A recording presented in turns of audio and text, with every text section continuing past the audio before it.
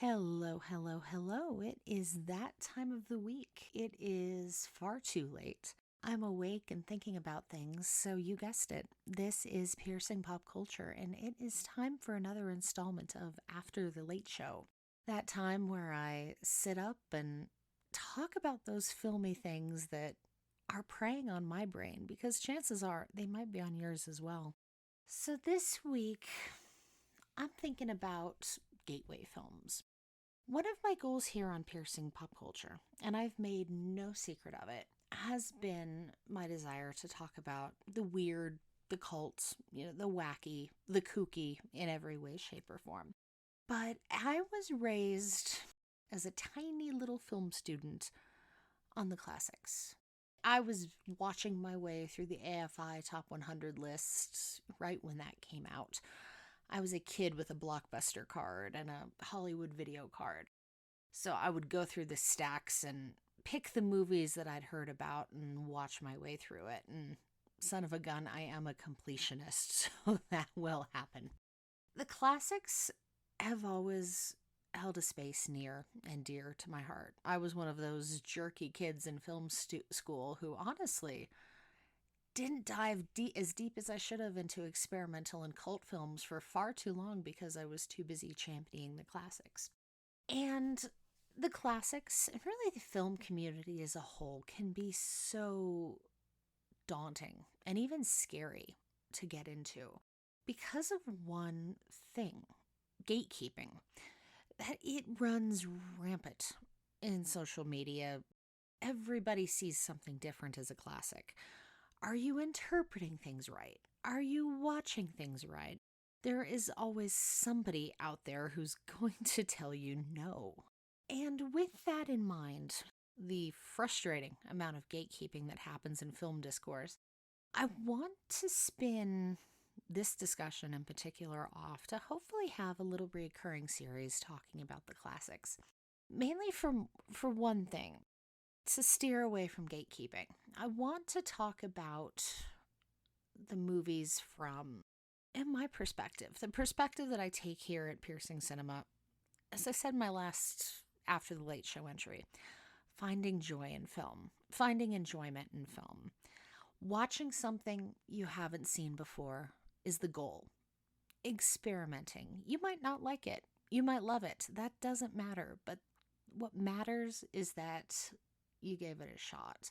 You don't have to like it right off. In fact, you're not always going to like something right off. This could potentially be an altogether different discussion.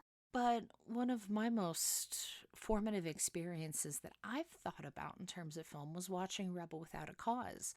I watched that film, the 1955-ish James Dean, Natalie Wood teen film back when I was in high school. I think I was 15, 16 years old. I didn't get it. I didn't get the hype. I didn't get anything about it, didn't understand why James Dean was popular. Nothing about that film worked for me at all. I didn't revisit it for a number of years, 4 or 5 years, and I watched it again in college and had a completely different experience with it. Loved this movie, worshipped it, and it's now one of my favorite films. And that's happened to me a handful of times where I've checked something out, it hasn't worked, and it's only been, a few years later where I've been in the right spot for it mentally. You have to be in the right spot for a movie. We're always going to be changing. We're different people. We have life experience that we're coming out of. We have everything that goes into whether or not these movies click with us. And that's always changing. So just because you disliked a movie once doesn't mean you're always going to. And that is something important, I think, with film to remember, that the viewing experience on something always changes. You're not going to vibe with everything. And if you don't vibe with something like an all-time classic, Rebel Without a Cause for me, I said in the last entry in, this series that I watched Citizen Kane 4 or 5 times before I could finally gain a true, quote, appreciation of what Orson Welles was trying to do. That's okay. The goal is that you ticked that off your list. You gave it a shot. And that is what we need to remember in the film community. We want people to come in. We want people to watch movies, to see what they like, see what they don't. So my gateway film, I say getting to the thesis of this episode far too deep into it, Singing in the Rain. So all-time classic, on those list of movies that people think of when you say the word perfect movie. What 1952 MGM musical of the highest order. All of the tap dancing, all of the Technicolor, one of those kind of musicals. This was an important film for me. It was really big. Being a 1990s kid with video store access, I remember picking up this movie. I think the AFI had happened already, recognized the cover, and this was a movie that stuck in my brain from the childhood trip to Disneyland and the Great Movie Ride. Kids, if you aren't familiar with the Great Movie Ride, look it up on YouTube. Ask your parents. It was formative for a number of us, probably millennial and older film students. And it's really a tragedy that Disney let that go. But I digress. Singing in the Rain is a film that will always, I think, hold a soft spot for my heart. For those who aren't familiar, the story follows Don Lockwood, a stuntman turned silent film superstar, who's trying to find his way in the film industry at a really tricky time when silent films are being replaced by sync sound pictures. Donald O'Connor, Debbie Reynolds, Gene Hagen guest star in the film. It's Singing in the Rain. Chances are, even if you haven't seen the film, you've seen clips.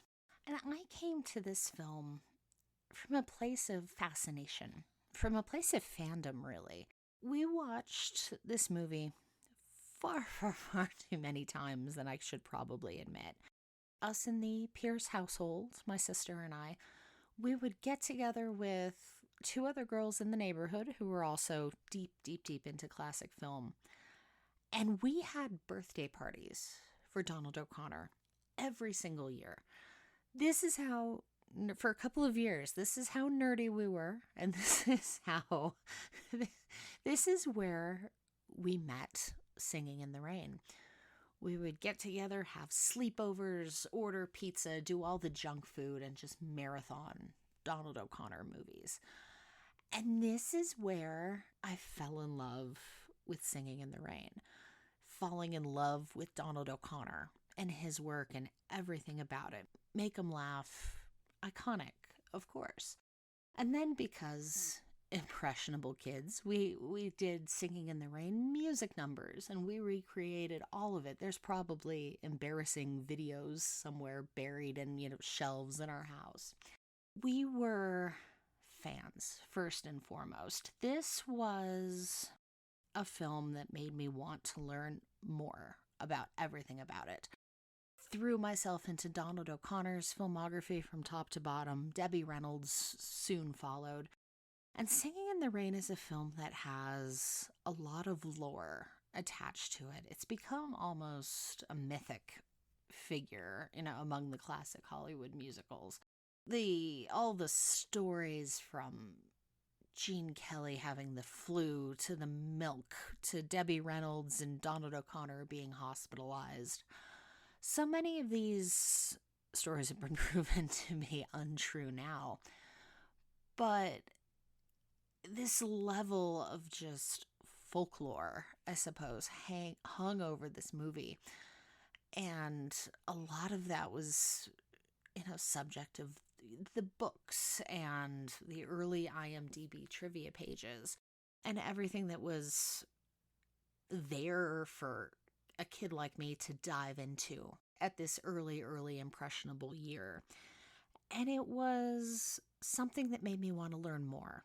All of these people, these cast members, it made me fall in love with film and film history as a whole. And that was really the movie that made me want to study film history and realize that this was truly what I loved. So that's why I look back at this one and call it my gateway film, because it set me on a course to where I am now, and my passion for film and my passion for film history, and what makes me do this podcast and makes me want to just constantly learn more about all of these, the people and the figures behind the camera, the humanity. It's such a fascinating topic. Everybody has their gateway film that strikes you, that makes you realize you love movies, you love cinema, you want to learn more. It doesn't have to be a classic. It doesn't have to be old. But it's deeply personal. And that is something to hold on to, something to enjoy, something to love, and son of a gun, keep watching, because you never know what's going to strike you. But let me go ahead and wrap this one up. This has been After the Late Show here at Piercing Pop Culture. I am coming at you more this week with the usual drops, Sunday, Tuesday, and Thursday. I should have a new release review. We don't have too many of those coming at you this week. I keep promising it, but I do intend to have that ready. And I hope you're finding some of this content that you're interested in. And take it easy, guys. We'll talk again soon. Bye, all.